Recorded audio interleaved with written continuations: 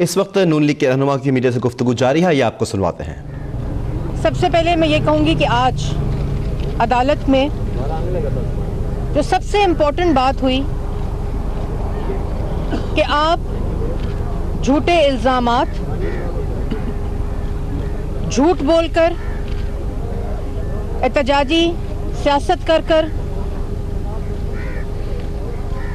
अदालत के अंदर किसी किस्म का मुकदमा जीत नहीं सकते। और आज हमारे जो वकील थे, जो दलाइल दे रहे थे, वो पहले वकील हैं हमारी तरफ से।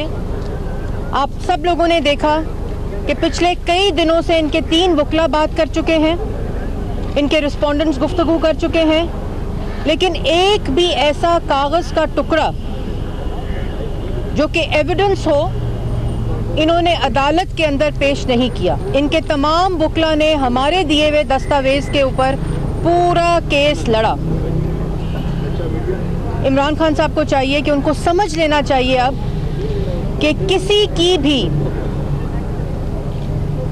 आप बेटी को, आज फिर वो यहाँ खड़े होकर वही बात दोहरा रहे थे, मरियम नवाज, मरियम नवाज, मरियम नवाज। इमरान खान साहब, वक्त आएगा इंशाअल्लाह कि आप यही नारा लगाएंगे खुद, लेकिन अभी थोड़ी सी उसमें देर है।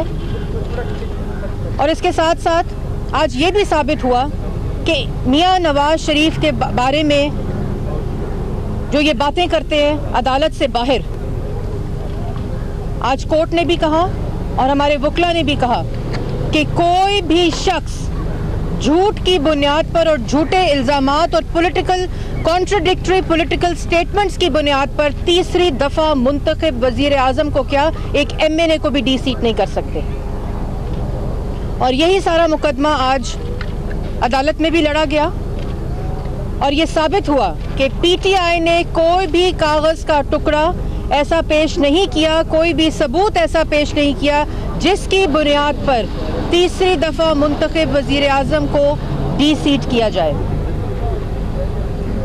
तो अभी भी मेरा यही पैगाम है कल की तरह कि यहाँ बाहर आकर जो गुफ्तगू करते हैं उसको करनी आप बंद कर दें, क्योंकि मीडिया की स्क्रीन्स रिकॉर्ड कर रही होती हैं।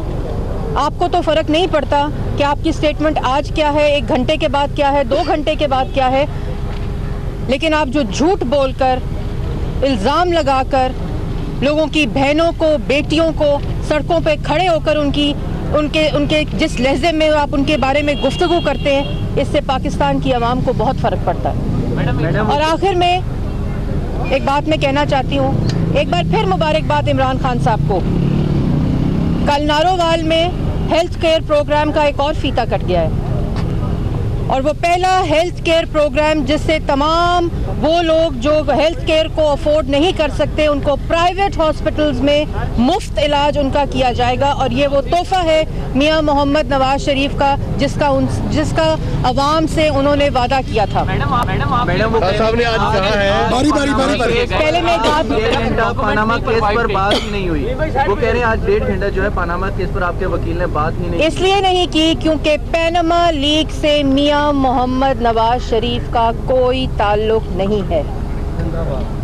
सिर्फ इसलिए इमरान खान साहब इसलिए ये बात कह रहे हैं क्योंकि इमरान खान साहब को आदत है अदालत से बाहर मुकदमे लड़ने की। अदालत के अंदर सिर्फ लीगल ग्राउंड्स के ऊपर मुकदमे लड़े जाते हैं और ऐसे ही लड़े जाते हैं। उनको आदत डालनी पड़ेगी और आइंदा के लिए उनको भी तंबी हो जाएगी कि वो झूठे इल्जामात लगाने से बाज रहे। मैडम, आप कहते हैं कि डॉक्यूमेंट प्रोवाइड नहीं किए गए, इमरान खान कहते हैं कि इन्होंने प्रोवाइड नहीं किया, आप कहती हैं कि उन्होंने। देखिए इमरान, और तीसरी बात ये वो बहस है कि कंक्रीट एविडेंस ये वो बिल्कुल आपका, मेरे ख्याल में आप लोगों को तो बिल्कुल इसके ऊपर कमेंट नहीं करना चाहिए। मेरे ख्याल में तमाम ऑनरेबल जजेस, और आपने भी इतनी बड़ी स्टेटमेंट दे दी कि अदालत ने कहा है कोई कॉन्क्रीट दस्तावेज जमा नहीं किए गए, ये आई थिंक ये थोड़ी सी गलत बयानी हो जाएगी। और जो दस्तावेज जमा कराए गए हैं वो अब तक मुस्लिम लीग नून की तरफ से जमा कराए गए हैं। और जिस तरह प्राइम मिनिस्टर ने कहा था कि कोई भी दस्तावेज, कोई भी एविडेंस मजीद चाहिए होगा वो किसी भी मुस्तनद फोरम पे पेश किए जाएंगे, इनके अलावा भी। तो अभी तो हमारे पहले वकील ने अपने दलाइल शुरू किए हैं, अभी 3 बाकी हैं। ज़रा इमरान खान साहब को भी सब्र का मेरे ख्याल में से काम लेना चाहिए और बाकी सबको भी सब्र से काम इमरान खान ने फिर कहा कि नैब अगर दे दें 3 माह के अंदर जो है सब कुछ सही कर दूंगा, इस बारे में आप क्या? जी, इमरान खान ने कहा नैब मेरे अंडर कर दे 3 माह के अंदर सब कुछ सही कर। ये इमरान खान साहब की जो ख्वाहिशात है ना, ये जो अकाउंटेबिलिटी एहतसाब कमीशन था KPK में जो उनके अंडर ही था, उसको जो उन्होंने उसका जो हाल किया वो उसका सवाल करें ना आप उसका सवाल मुझसे पूछें कि क्या हुआ KPK में अकाउंटेबिलिटी कमीशन का। वो रीअपॉइंट नहीं हो सका 3.5 साल में, उसको ख़त्म कर दिया क्योंकि जो केसेस थे वो इनकी अपनी गवर्नमेंट के बारे में थे। ये मियां मोहम्मद नवाज शरीफ साहब है जो तीसरी दफ़ा मुंतखब वज़ीर आज़म है और एग्जिस्टिंग प्राइम मिनिस्टर का केस अदालत में शुरू हुआ है। ये बहुत बड़ी बात है और अब हम सबको इस पर फ़ख्र होना चाहिए। बहुत शुक्रिया। ये पहले बात कर लें फिर आप सवाल कर लें। बिस्मिल्लाहिर्रहमानिर्रहीम। आज जो इमरान खान साहब बात करके गए हैं कि नेशनल अकाउंटेबिलिटी ब्यूरो उनके हवाले कर दिया जाए तो वो एहतसाब दुरुस्त कर देंगे, मेरे ख्याल में इससे बड़ा मजाक नहीं हो सकता पाकिस्तान के साथ। उसकी वजह यह है कि जो जमात बराए नाम अकाउंटेबिलिटी पे या एंटी करप्शन पे कायम की गई है, मैं आपको दावे से कहता हूँ उनको एंटी करप्शन के बारे में पहला अलफ भी नहीं पता। इस मुल्क में 34 अदारे हैं पब्लिक अकाउंटेबिलिटी के। सिर्फ फेडरल लेवल पे आपका फेडरल ओम्बड्समैन है, आपकी पब्लिक अकाउंट्स कमेटी है, आपका ऑडिटर जनरल है, आपका अकाउंटेंट जनरल है, फेडरल पब्लिक सर्विस ट्रिब्यूनल है, फेडरल पब्लिक सर्विस कमीशन है, प्राइम मिनिस्टर्स इंस्पेक्शन कमीशन है, नेशनल अकाउंटेबिलिटी ब्यूरो भी है, FIA भी है।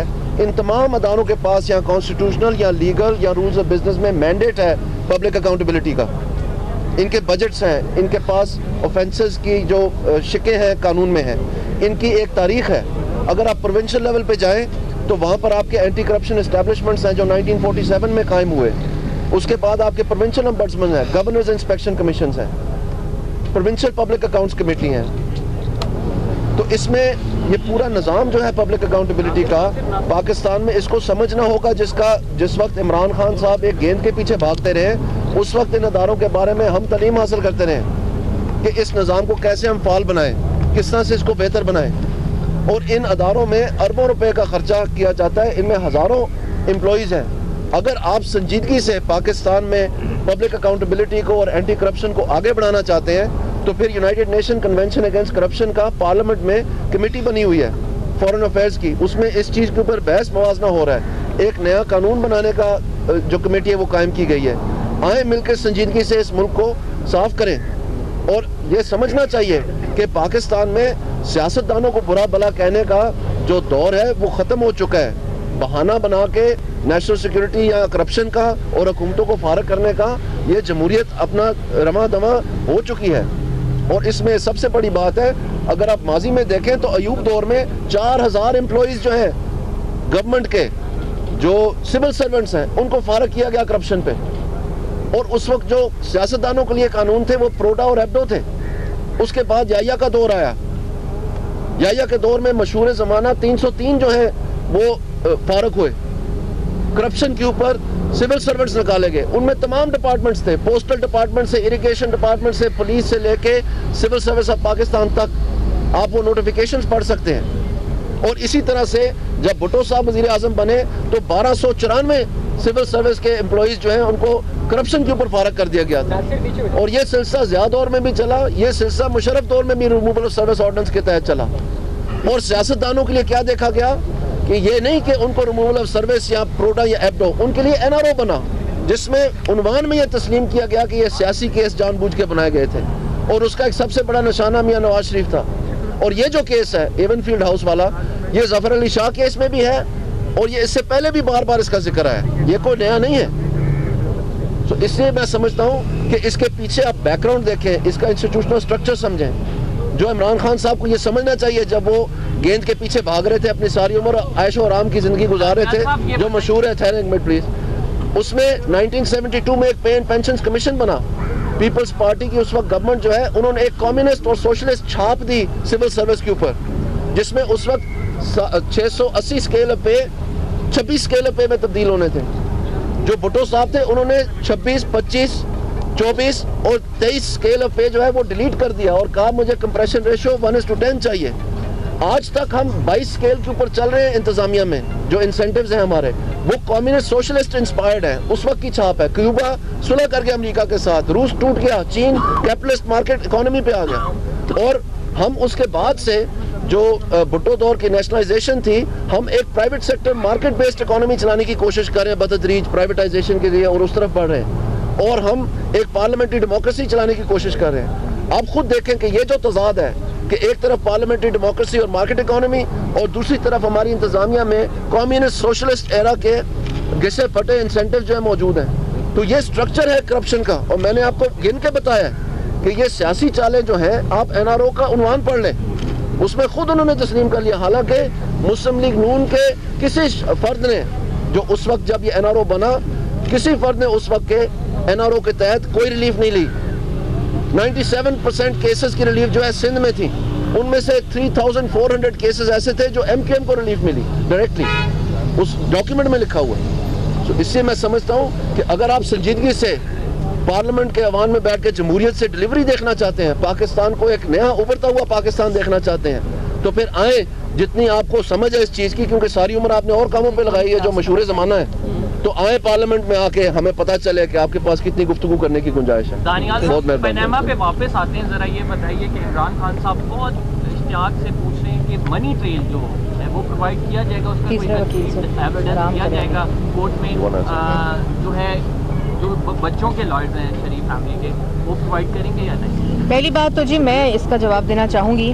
मैंने जैसे पहले कहा, हमारे पहले वकील ने अपने दलाइल शुरू किए हैं, और इमरान खान साहब आके यहाँ जो अपनी गुफ्तगू है, मेरे ख्याल में थोड़ा सा उसको दोबारा से वही झूठ बोलते हैं। अभी हमारे 3 वकला बाकी हैं। अभी पहली बात कि प्राइम मिनिस्टर का पनामा से कोई ताल्लुक़ नहीं है, जिसका आज मेरे ख्याल में इमरान खान साहब खुद आपको बता चुके हैं कि आज पनामा की कोई बात नहीं हुई। वो तस्लीम कर चुके हैं ये बात कि पनामा की इसलिए बात नहीं हुई कि मियां नवाज शरीफ का पनामा से कोई ताल्लुक़ नहीं है, और मियां नवाज शरीफ के वकील इस वक्त दलाइल दे रहे हैं। तो मेरे ख्याल में उनको खुद समझ जाना चाहिए कि अभी, और उसके बाद 3 हमारे वकील मौजूद हैं, और मैंने अपनी पहली ओपनिंग स्टेटमेंट में ये कहा कि जो दस्तावेज़ दिए हैं उसके अलावा किसी किस्म का कोई और, वैसे तो हमें यकीन है कि कोई चीज़ इनकम्प्लीट नहीं है, लेकिन उसके अलावा कुछ भी जो कोर्ट जिनके सबूत किस स्टैंडर्ड का है, उसका तयन भी अदालत ने करना है, इमरान खान साहब ने नहीं करना। और अगर अदालत को कोई और सबूत चाहिए होगा तो उसको बिल्कुल पेश किया जाएगा। ये मियां नवाज शरीफ साहब अपनी पार्लियामेंट्री स्पीच में कह चुके हैं। बहुत शुक्रिया। और इस वक्त आपने देखा मुस्लिम लीग नून के रहनुमा मीडिया के नुमाइंदों से बात कर रहे थे। आज पनामा केस की समाअत पीर तक की कर दी गई है। मरियम औरंगज़ेब ने गुफ्तगू की और दानिल अजीज़ भी यहीं पर मौजूद थे गुफ्तगू करने के लिए। ये थी अब तक की ताज़ा तरीन।